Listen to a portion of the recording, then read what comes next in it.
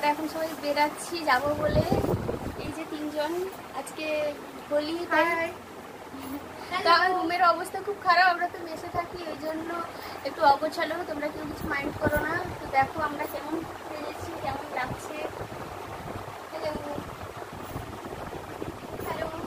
চলো বেরিয়ে সবাইকে হ্যাপি হোলি, সবাই হোলি আনন্দ মজা করে কাটাও। আর আমরা রাস্তায় গিয়ে তোমাদের ব্লগটা দেখাচ্ছি। চলো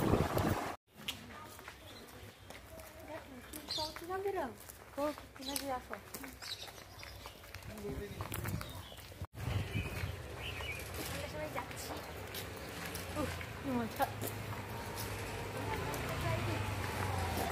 সেখানে